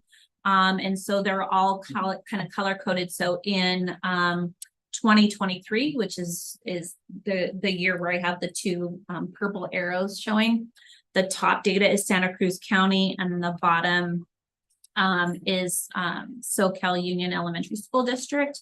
And you'll be able to see that there are differences in chronic absenteeism by group between the two, and then some groups not represented. So just taking a look at this data indicates that there are chronic absentee issues kind of across the board that we need to deal with, and very pronounced last year and still pronounced this year, whether we're looking at the county or our district. And so really looking at like why is that continuing to happen? And it's not something that's unique to our district or our county at all. And then this one is just some suspension comparison data. And 2023 is where those purple arrows are, and you can kind of see the top county data and then our data underneath. Same delineations of groups. As you can see, the suspension data in our district is quite a bit smaller than the county averages. But always good to take a look at, because we want to know, number one, are the students at school? And they're either not at school because they're absent, or they're not at school because we tell them they can't be, right? And either way, they're not learning, right? And so both of those pieces of data are really critical. Observations from the data. Lots of observations for the data, and these, you know, we could have 20 pages of the observations of data, and obviously we've gone through some noticings. But, you know, just a couple of noticings is that the ELA and math, you know, for our district are better than the state and the county. That is something to celebrate. While it may not be the numbers, you know, that we all strive to have, they're good numbers. The results of the science are the same. They're above the county and state average. The suspension data is lower, and actually I put suspension twice, but the chronic absenteeism is lower. There were gains in math and science and a little bit of a dip in English language arts, and that was true for our district and for our state. And also, you know, the really glaring one was the disparity between our English learners, Hispanic and Latino population, and the low socioeconomic and SPED population. So really trying to take a look at that difference more deeply. And then just to, you know, note that the students, you know, female to male, how well they do in math or English language arts seems to be kind of sex dependent in that case. Possible implications, you know, just to, you know, really think about the marginalized group and shifting kind of our program design around that. And there were lots of ways for us to think about that. Each school is going through some of that discussion right now, which is why they have those larger teams looking at the data, but also us as a system, district system, to take a look at how this, you know, entire system works together. Try to take a look at that outcome data with the chronic absenteeism data. And I've done a little bit of that so far, as to say, like, how many of these students are not attending school, and there is a correlation. There's a really interesting correlation. Just to regularly analyze the local data, which is, you know, what the schools have been going through right now, and then I've been working on with the principals. Just, you know, the procurement of supplemental materials when they're needed. And so, as an example, you know, if we have a curriculum that does not do everything that we need it to do, then we have to find a way to make it do everything that we needed to do, which is why the literacy team that worked really hard last spring, you know, said like, let's look at this data together. What do we need to fill these? And we were able to successfully fill those. And some of those new additions, I think, are being met with really positive response, and students are responding to it. But we're learning a lot more about things that we didn't know before. Right. And so that's not just in our district, but that's kind of across the board. Lots of research about academics post-COVID, and lots of research about academics in general are coming out more now. Just looking at instructional minutes alignment, like, are we spending as much time as we need to on certain things? And we've been talking, you know, a lot about that. And then just learning objectives, like, you know, what are our learning objectives for, you know, students during the course of their day. Next steps for us, lots of next steps. This is just a snapshot of the ones that kind of we went through last, kind of in looking at the initial data. And that is just to continuing to shape the data talks, to use, you know, kind of that as an influence to like changes that we need to make, interventions we need to do, differentiation that needs to happen, decision making about like how we align resources. Looking at multiple measures to like either affirm data or not, right? Like, do we see consistent data? So one of the things that we did when I was at SoCal Elementary was they actually went through multiple data types and were like, this one says this, and this one says this, and this one says this. Does that like, do they match, right? Because if you take one snapshot one day and the student's having a bad day in this, that's not who they are, right? And so really to take a look at affirming data over time to look for validity. Did you mind changing the slide? It just got stuck up there. There's so many good things on this slide. This is like the sauce. Sorry. No, thank you. Sorry to interrupt the flow. No, it's fine. Let's see. Also to refine the assessment calendar to look at testing and fatigue. That's something we found at the end of last year. Yeah. Cass and iReady were at the same, like basically at the same time, and the kids were, Yeah. and so we're our test. It was too much. So we've looked at refining some of those. Grow the literacy team. So it was the TK2. Now we're expanding to the 3-5 team. And looking at some different skills, but definitely super excited about that team starting. Use the literacy materials with fidelity to go with the training. So the Haggerty and the U-Fly materials that we've had 2 PDs that have gone with them, and then some of the sites have done their own PD, which has been really nice. But to continue that, right, to continue the use, and it's just starting. I mean, but I think it's starting. I think it's starting well. Continue use of assigning skill focused lessons through iReady. So I'm seeing a lot more of that.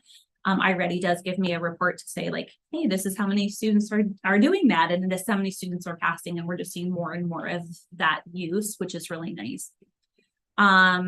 We also are going to be reestablishing a district-wide writing assessment, and that will actually kind of come through our literacy teams. So it'll be phase 2 of our TK2 team and phase 1 of our 3-5 team. And then to continue to build our MTSS and UDL development at the sites. Continue the Racial Justice Task Force and the culturally responsive education walkthrough tools. Continue the road to reclassification, which is how well our English learners are doing at reporting periods. Focusing on positive attendance measures because we've seen some of the correlation of data. They're refining the cost processes so that they're more consistent across schools.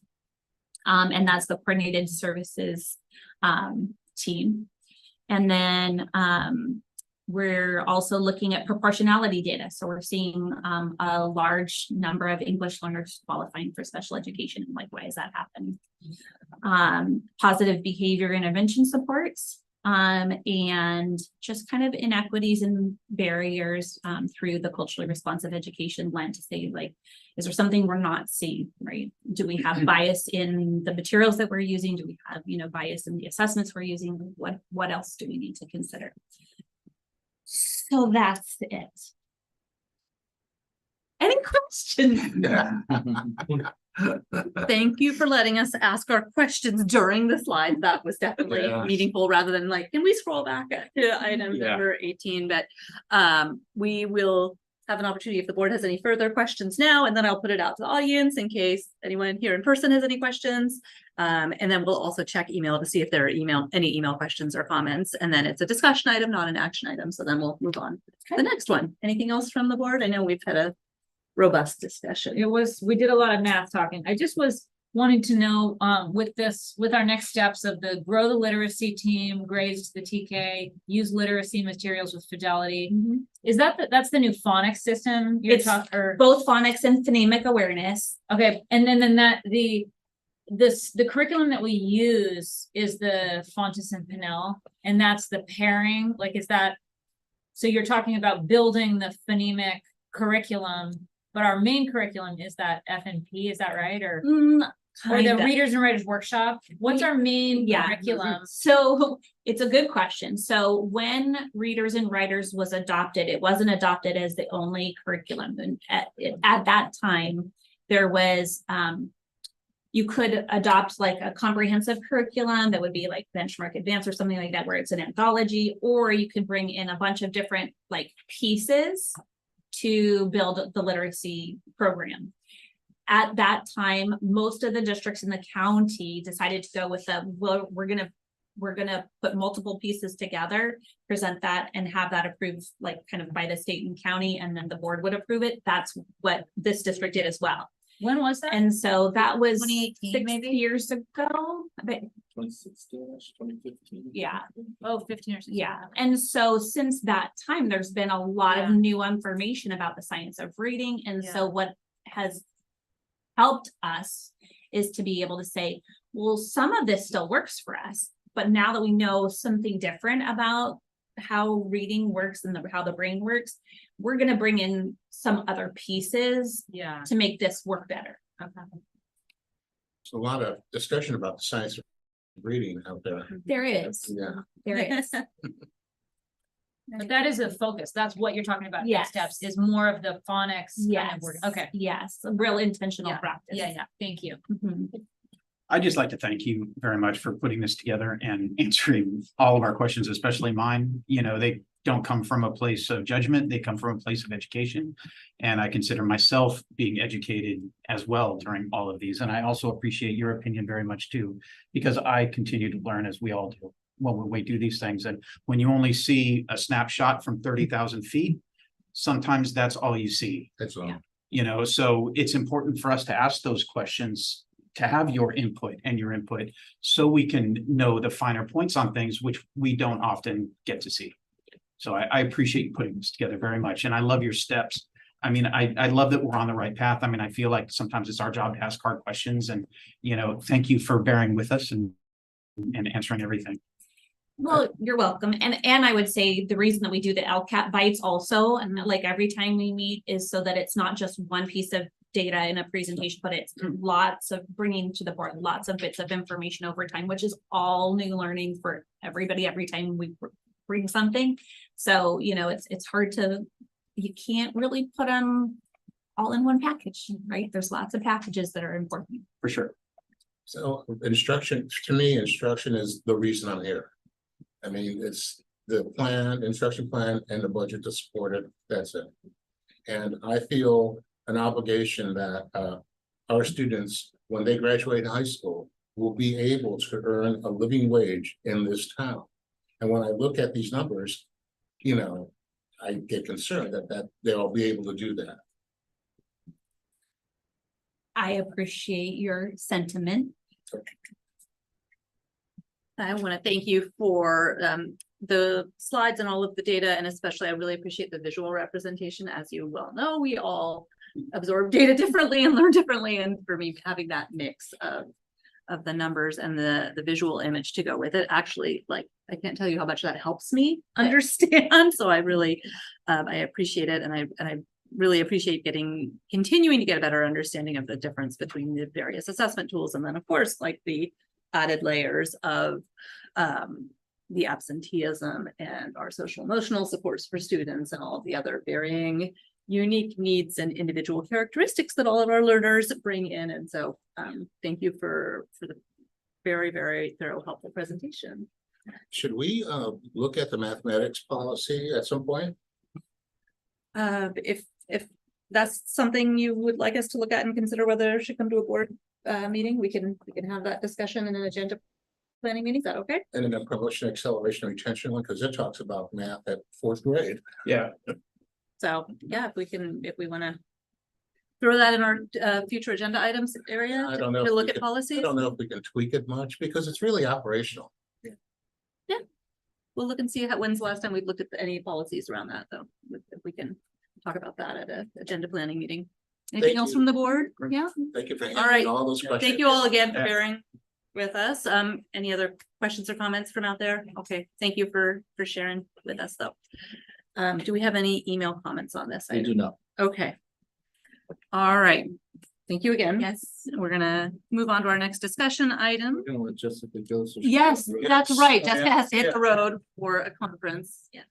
Thank Go to you. Sacramento tonight. So. Safe travels. Thank you. Safe travels. I hope Yeah. you have a very good Drive safe. podcast that has nothing to do with education. Unless that's what you want. Thank you. Thanks, Jessica.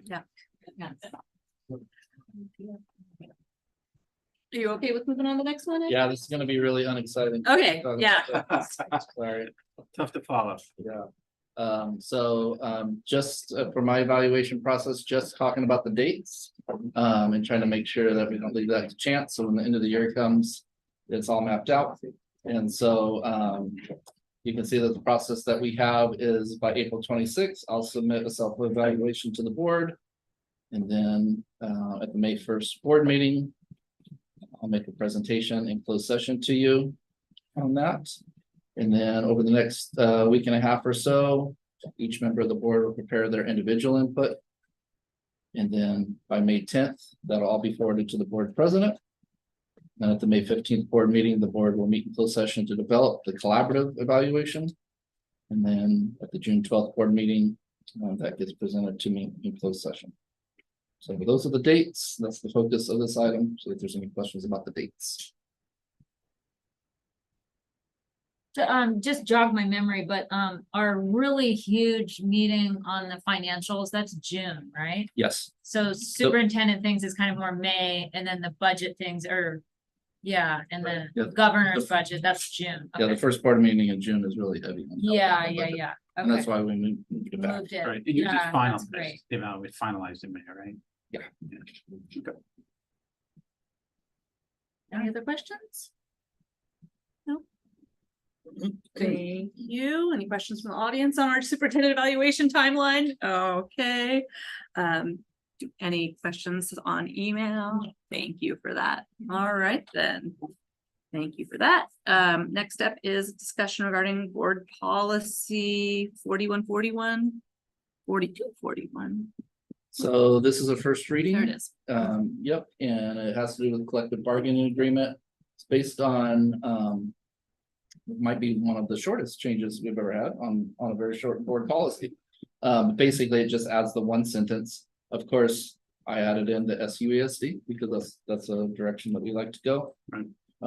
And so a few years ago, there were some court decisions around what happens when, during negotiations, teachers association, classified association sits down with the district and they make a collective bargaining agreement. And what happens if something that happens at that table flies in the face of ed code or flies in the face of law?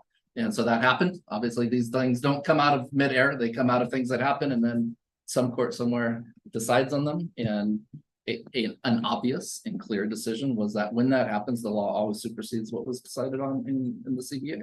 And so this is a CSBA recommended addition to just clarify that. Hopefully it never happens to us, but it's there for us. And that's the only Do change. you happen to know like when this? I don't remember the exact. Even happen? I don't 'Cause- remember the exact court case, Yeah, but I mean, it could be something as like, what if a district somewhere sat down and said, we're gonna have 178 school days? Was it the Janice kids in 2018? Oh, yeah, probably, yeah. I mean, that was Yeah. such a That was a big one. Yeah. big one. What I was think it it? might have Janet. been Janet, Yeah, right. AA and US. It was a big deal, game changer for labor unions. So we can't just do a 4-day work We week. can't just make that things fun around. 175 school days instead of 100. Yeah. No, that exactly that kind of stuff. I don't know why I didn't catch this So earlier, but in Okay. in our topic, Yeah. like in the memo, there are two policy numbers written, but we're just talking about one policy, right? I'm a little confused So it about that. applies to both certificated and classified. Oh, That's the 4141 and 4241. okay, so 4141 is here, and did I just? miss It would just be the same It's policy. the yeah, exact same 4241. policy, Yeah. the same, two Yeah. different numbers. Thank you. Oh, That yeah. makes sense. Yeah, Okay, and it happens a lot that when it involves personnel. got it. It's- Thank you. That's common in contracts though, isn't it? What? When you write a contract out, you put that in there that if we rule the law. Right, then- yes, yeah, yes, indeed. It's kind of clarifying the obvious. right? Yeah. Yeah. Any other questions from the team? Okay, questions from the audience on this exciting board policy? No, okay. We probably have a few emails, I'm sure. Oh, 6 or 7. No, No. okay, okay. Well, then, thank you. We will see this one back in consent at our next meeting. Great. On to action items. Item 8A. All right, so we have tonight to bring you a provisional internship permit or a PIP. And that is something the state allows flexibility around on allowing us to have teachers in our classroom that are doing a good job, but not quite yet in a credential program for one reason or another. Of course, we only want to do this for teachers that we're finding successful. And it does take a little, just to give a shout out to HR department, Sandy Figueroa, it does take a little bit of extra effort and working with the County Office of Education and their credentialing department over there in order to pull this together. And I don't think we've done one in the 8 years, or 7.5 years I've been here. So that gives you an idea of the rarity before. Well, yeah. So, but that being said, it's nice to have these tools in order to retain our staff that are doing a good job and just need an extra tool to continue to be able to do it. And that's the case tonight for our humanities teacher, Jacob Angelo, who happens to be here tonight. He wasn't required to come, but he's here showing up. So Extra credit. thank you, Mr. Angelo. Yeah, Said you're 2 hours. He's so- No, we don't gotta think his talk principal about would be sitting beside him if she didn't recommend. Absolutely. Do you have any pets? So my recommendation is that we approve the PIP. All right, and for the first time ever, I feel like I need to abstain from a conversation because of my child is in Mr. Angelo's class. So it feels like it would be a conflict of interest. So I'm going to ask my vice president to lead the discussion and lead the vote. And my abstaining is just due to that. It's just that I have a child in the class, so that really feels like a conflict because it's something very specifically affecting one teacher who happens to be my kids. I would ask, can we hear from Christina? Is that a possibility? So I would just follow the normal process, and if somebody in the audience wants to. Wow, you are putting me on the spot. My first time, I think I'll take this. And you know, I don't think we do that. I think that's a little, right? Isn't that a little too out of the ordinary, Amanda? I think we kind of go down our process We go of down talking at our- the table, then going Yeah, out to so- audience. Okay, so Scott just presented. So do you have any clarifying questions from the board members? For Scott? And this starts immediately. You're getting paid, right? Okay. I mean, Bang insurance, that you know? gavel. Does anyone have any This questions? starts immediately or is it? It would continue his employment, yes. Oh, okay, all right, so it depends on tonight. It's a big decision. Right, okay. And he's scheduled to sign up for a teacher credential program. It's just not That's this my year. understanding next year, yeah. Yeah. Yep. No other question? Any other board questions? No? Okay. Any public comment?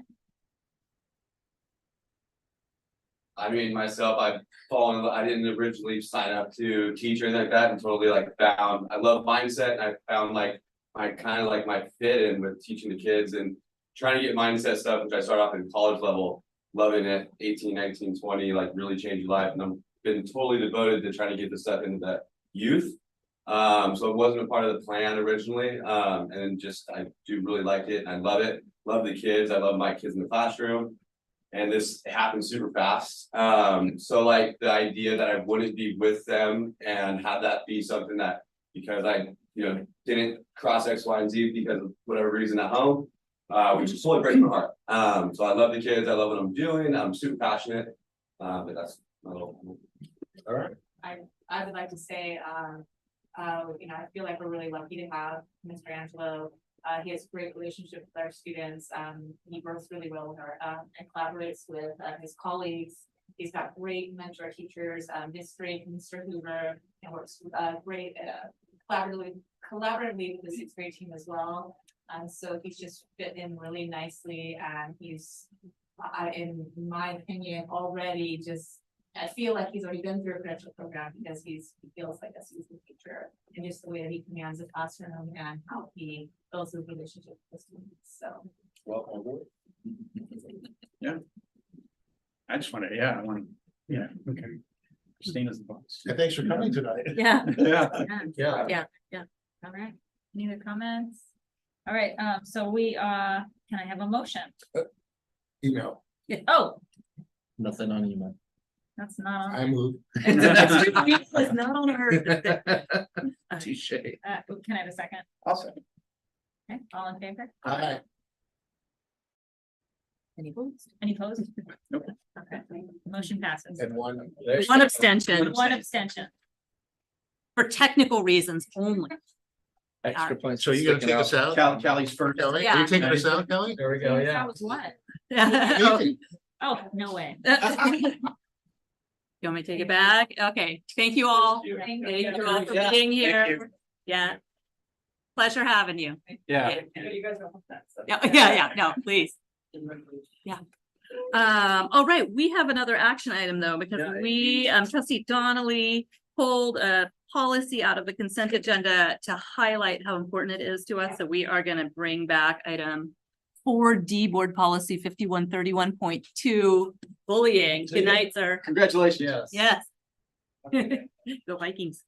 So we wanted to just, That's the first. Yeah, saying with everybody was in here. yeah, but That's what we had. But anyway, okay. yeah, no, I was gonna say, the way you pulled it in with our student and his focus on being an upstander, I thought that was really, Yeah. really special.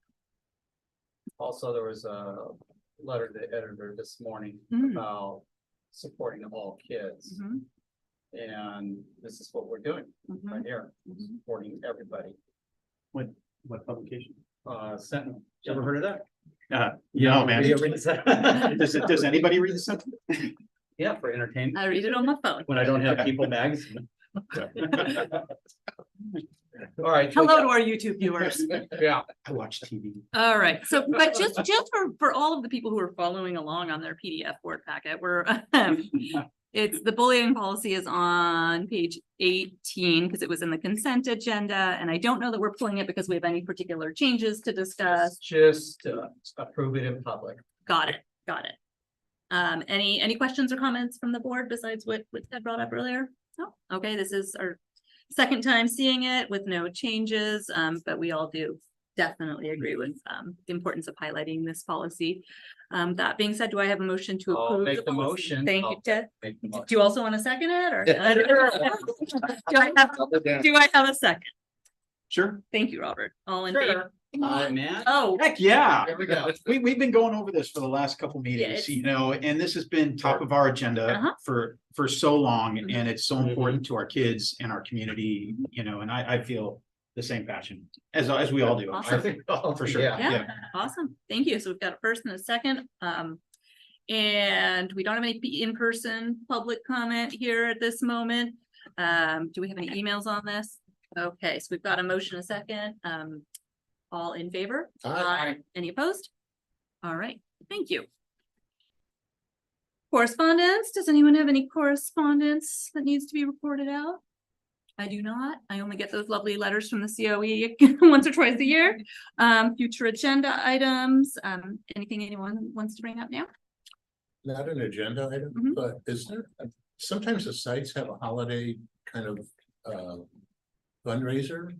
Like they'll make food or something like Oh, that, yeah. and if they are, can I get an email on that? Because I missed out on tamales a couple of times. Okay. I don't want to do that again. Yes. We had the best board meeting where they brought in tamales. Yeah, It yeah. was like 2 weeks ago. It was Yeah. fantastic. And now we just need Yeah, to we're gonna constantly have to know about our discuss the tamale food source. way more often. Sounds spoiled. Yeah. All right, that is not quite an agenda item, but yes, we will definitely make sure we get our tamale and other fundraisers noted. Do I have a motion to adjourn? Move. Thank you. Second? Second. Thank you. All in favor? Aye. Any opposed? All right, thank you. We are adjourned. Did I miss anything? Back to close session. Are we? Oh, that's right. Oh, Yes, we got. Good We- meeting. thank you. Adjourn open session, okay. Right. We were gonna reconvene to close session to finish talking about that. Is that okay with you Yeah, and your yeah. evening timeline? Of course. Okay. We're adjourned into closed session. Should we make sure George? Yeah. That we're no longer recording. Right. George, do you mind giving us a thumbs up when we're off?